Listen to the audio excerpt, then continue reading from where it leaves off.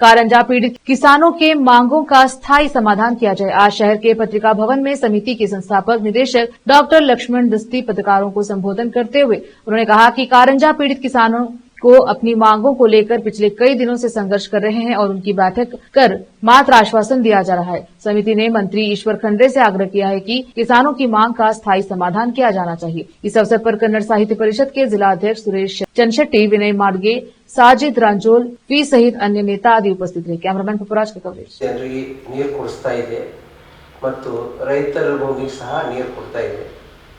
ಇದು ನಾವು ಎಂದಿಗೂ ಮರಿಬಾರದು। ಈ ಮಾತು ಮೊದಲು ಹೇಳಿನೇ ವಿಷಯಕ್ಕೆ ಬರ್ತೀನಿ। ಸುಮಾರು ವರ್ಷಗಳಿಂದ ನಮ್ಮದು ಹೋರಾಟ ನಡೆದಿದೆ। 890 ದಿನ ಆಯಿತು। ನಿನ್ನೆ 889 ದಿವಸ ಸಂದರ್ಭದಲ್ಲಿ ನಾವು ನಿರೀಕ್ಷೆ ಇಟ್ಕೊಂಡಿದ್ದೇವೆ, ನಮ್ಮ ಮಂತ್ರಿಯವರು ಬರ್ತಾರ, ಇವತ್ತು ಬರ್ತಾರ ಅಂತ ನಿರೀಕ್ಷೆ ಇಟ್ಕೊಂಡಿದ್ದೀವಿ।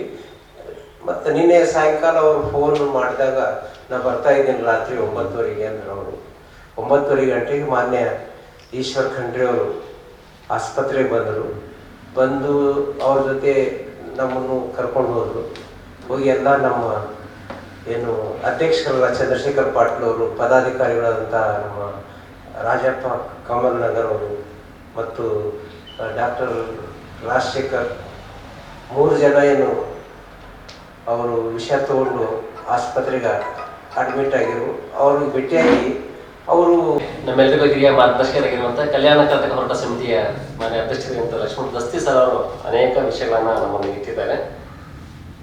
ಈ ಕಲ್ಯಾಣ ಕರ್ನಾಟಕ ಹೋರಾಟ ಸಮಿತಿ ಬಂದ ನಂತರ ನಾವೆಲ್ಲರೂ ಒಂದ್ಸರಿ ಸೇರ್ಕೊಂಡು ಒಂದು ಸಭೆ ಮಾಡಿಬಿಟ್ಟು ಒಂದೊಂದು ಜಿಲ್ಲೆಯಲ್ಲಿ ಒಂದೊಂದು ಅಂತ ಸಮಸ್ಯೆಗಳನ್ನ ನಾವೆಲ್ಲ ನೋಡ್ತಾ ಇದ್ದೀವಿ। ಬೀದರ್ ಜಿಲ್ಲೆಯ ಸಮಸ್ಯೆಗೆ ಗುಲ್ಬರ್ಗ ಜಿಲ್ಲೆ ಇರ್ಬೋದು, ರಾಯಚೂರು ಜಿಲ್ಲೆ ಇರ್ಬೋದು, ಕೊಪ್ಪಳ ಇರ್ಬೋದು, ಇವರೆಲ್ಲ ಸ್ಪಂದನೆ ಏನು ಮಾಡಬೇಕು, ಅಲ್ಲಿನ ಸಮಸ್ಯೆಗಳಿಗೆ ನಾವು ಒಟ್ಟಾರೆಯಾಗಿ ಈ ಕಲ್ಯಾಣ ಕರ್ನಾಟಕದವರು ಎಲ್ಲರೂ ಒಟ್ಟಾಗಿ ಇಂಥ ವಿಷಯವನ್ನು ಇಟ್ಕೊಂಡು ಹೋರಾಟ ಮಾಡಬೇಕು ಅನ್ನೋ ದಿಶೆಯಿಂದ ಒಂದು ಸಮಿತಿಯನ್ನ ಇಲ್ಲಿ ನಿರ್ಮಾಣ ಮಾಡೋದ್ರ ಮೂಲಕ ಈ ಹಿಂದೆ ರಾಯಚೂರಿನಲ್ಲಿ ಇರುವಂತಹ IIT ನಾವು ಹೋರಾಟ ಮಾಡಿದ್ವಿ, ಮೊನ್ನೆ 371ಗೋಸ್ಕರ ಮಾಡಿದ್ವಿ। ಒಟ್ಟಾರೆಯಾಗಿ ಈ ಜಿಲ್ಲೆಯ ಸಮಸ್ಯೆಗಳನ್ನ ಇಟ್ಕೊಂಡು ಒಟ್ಟಾರೆಯಾಗಿ ಎಲ್ಲರೂ ಸೇರ್ಕೊಂಡೆ ಹೋರಾಟ ಮಾಡಬೇಕು ಅನ್ನೋ ದಿಶೆಯಿಂದ ಇವತ್ತಷ್ಟು ದೂರಿಂದ ನಿಜವಾಗ್ಲೂ ನಾನು ದಸ್ತಿ ಸರಿ ಒಂದು ವಂದನೆ ಕೃತಜ್ಞತೆ ಸಲ್ಲಿಸಬೇಕು। ಯಾಕಂದ್ರೆ ಅವರು ಜಿಲ್ಲೆಯವರು ಅಲ್ಲ, ನಮ್ಮ ಕಾಂಗ್ರೆಸ್ ಸಂತ್ರಸ್ತರು ಅಲ್ಲ, ಬೀದರ್ ಜಿಲ್ಲೆ ನಾನು ಭಾಳ ಸಲ ಹೇಳಿರ್ತೀನಿ, ಬೀದರ್ ಜಿಲ್ಲೆ ಜನ ಋಣಿಯಾಗಿರ್ಬೇಕು ನಮ್ಮ ಕಾಂಗ್ರೆಸ್ ಸಂತ್ರಸ್ತರಿಗೆ ಅಂತ।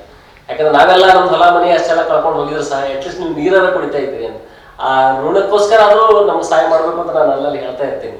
ಹಿಂಗಾಗಿ ಅವರು ಈ ನಮ್ಮ ಹೋರಾಟಕ್ಕೆ ಬೆಂಬಲ ಕೊಟ್ಟಿದ್ದು ನಿಜವಾಗ್ಲೂ ಭಾಳ ಖುಷಿ ಆಯ್ತದ। ಒಟ್ಟಾರೆಗೆ ಹೇಳಬೇಕಾಗಿದ್ದು ಏನಿಲ್ಲ, ಈಗ ಮಾಡು ಅಥವಾ ಮಡಿ ಅನ್ನೋ ಕೊನೆಯ ನಿರ್ಣಯಕ್ಕೆ ನಾವು ಕಾರ್ಯಕರ್ತರು ಬಂದ್ಬಿಟ್ಟಿದಾಗಿದೆ। ಸುಮಾರು 900 ವರ್ಷ ದಿನಗಳ ಇಷ್ಟೊಂದು ಹೋರಾಟ ಮಾಡ್ಬೇಕನ್ನೋ ಸಾಮಾನ್ಯ ಮಾತಿಲ್ಲ। ಈ ಸಂದರ್ಭದಲ್ಲಿ ನಮ್ಮ ಚಂದ್ರಶೇಖರ್